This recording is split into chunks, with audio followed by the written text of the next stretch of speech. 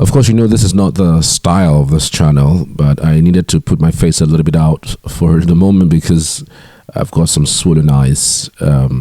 So I just want to tell the story as better as I can. So I'll be as quick as possible. In what has now become one of the darkest stories in Nigeria's media space, the nation is mourning the gruesome killing of Arise News anchor Somi Christelle Maduagwu, fondly known as Somi. Just 6 weeks before her death, the 29-year-old lawyer and journalist made a haunting post on X, formerly Twitter. She wrote, "I pray from the depth of my heart that Nigeria never happens to me or anyone I care about." But tragically, Nigeria did happen to her. On the early hours of September 29th, 2025, armed robbers stormed her residence in Katangbe, Abuja. Reports say about 14 gunmen invaded the estate. In panic, Somi leapt from her home, desperately trying to escape. She survived the fall, but what followed was even more devastating. Sources reveal that when security operatives were alerted, the police reportedly said there was no fuel in their patrol vehicle. By the time they eventually responded, the damage was done. Somi and an injured security guard were rushed to a hospital, but there she was tragically rejected. According to her colleague, Oju Ogbe, she did not die on the spot. She went to the hospital, but she was rejected. Somi's life could have been saved, but the hospital turned her away. Because, like she stated, Nigeria happened to her. I reached out to our correspondent in Abuja, who detailed the circumstances surrounding her death. She jumped down from her home when she heard about 14 armed robbers came to her home. And she did not die on the spot, Dr. Abati. She went to the hospital and she was rejected. And I'll tell you the name of that hospital. If you can continue with your thoughts, I'll bring out the name of that hospital, because this really is a tragic, tragic incident. Somi's life could have been saved, but the hospital rejected her. Dr. Abati, go ahead. Her chilling posts now feels like a prophecy fulfilled. Nigerians online are grieving, many saying they are even more heartbroken because Nigeria finally happened to her. Condolences have poured in from all corners of the nation. Arise News described her as a cherished colleague and a vibrant voice that connected with millions. Governors, ministers, colleagues, and viewers alike have called her passing a national tragedy. Governor Peter Mbah of Enugu State described her as a shining light extinguished too soon. The Minister of Information, Mohammed Idris, called her death a grievous loss not only to Arise but to the entire Nigerian media industry. Even the chairman of Arise and the state group, Prince Nduka Obaibena, received condolence letters from state governors describing Somi as a rising star, a true daughter of the soil, whose voice resonated in homes and hearts across Nigeria. And I'll just take comfort in our last conversation and all the plans that you had for your life. You're so beautiful, inside and outside, and even in death, you're still so beautiful. I love you so much. Somi was my anchor for Arise America while I produced it. Just 2 Saturdays ago, I finished producing the bulletin, and she came in her confident, happy self, and she aced it. She read the news. I mean, even asking, "Oh, do we have a guest?" You know, and all of that. But we didn't have a guest, but she slayed it. You know, the entire 1-hour bulletin. We're really going to miss her. I mean, I remember her giving me a lift from work some months ago. Somi was just such a shining light. It's sad to hear of her passing. It's so sad.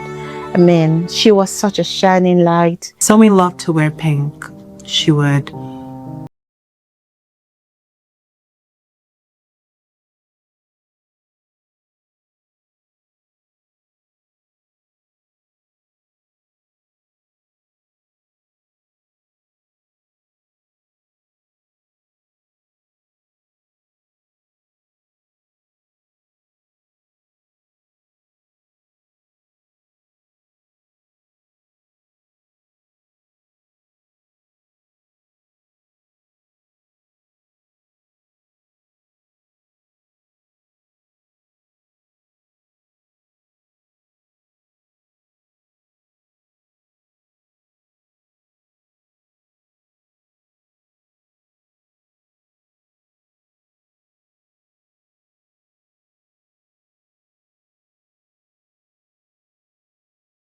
lies a bitter reality. A promising young woman's life was cut short, not just by robbers, but by the very system that failed her. Security lapses, slow response, and medical rejection.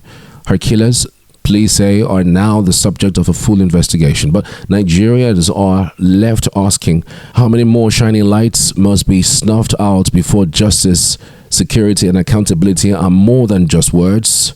Somtochukwu Christel Maduagwu was just 29, a lawyer, a journalist, a voice for truth, and now a victim of the very tragedy she prayed would never happen to her. May her soul rest in peace.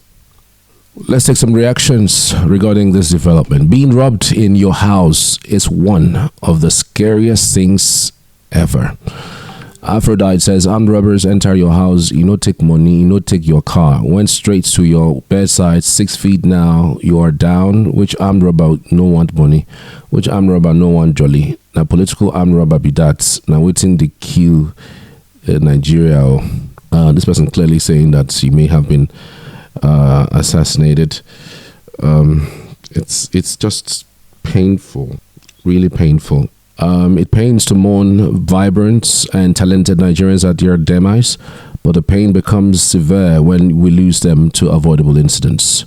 The issue of insecurity is not natural and can be avoided. If the government provide adequate security for the people, these parts of the symptoms of a collapsed system, and it knows no bounds and can happen to anyone. It's terrible. Rest in peace, Somto, which he says. I just hope this armed robbery attack wasn't a calculated attempt. This other one says, may her soul rest in peace. However, enough of these write-up blaming the government. When will you lead a protest for better Nigeria? Enough of these ranting of yours on social media. The president himself led a protest years ago. I'm certain millions will turn up if you lead us once. Toma, to Sean, I think actually this message is directly directed at Peter Obi. Pharaoh says Nigeria is the best place to live in if you have money, and just clearly referring to this particular incident and saying that even with your money, it can still happen to you. Sunny Yusuf says this happened at the block I live in. I was the first victim to be attacked right in the heart of Abuja, man.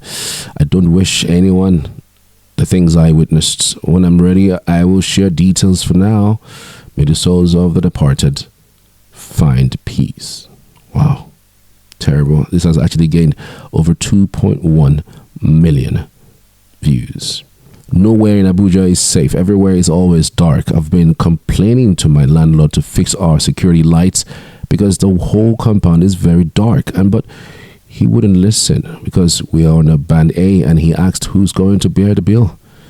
May her soul rest in peace. Insecurity in Abuja, the capital, has become unbearable and need to end. The government and administration of the FCT must ensure that this doesn't happen again.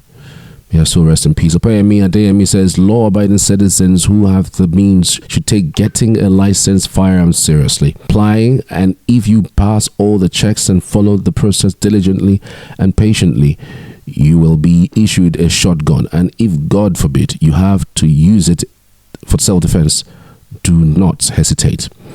Abuja is so dark in the night. Most streets and traffic lights are not working. Wicked just concentrated on the roads and forgot about other things.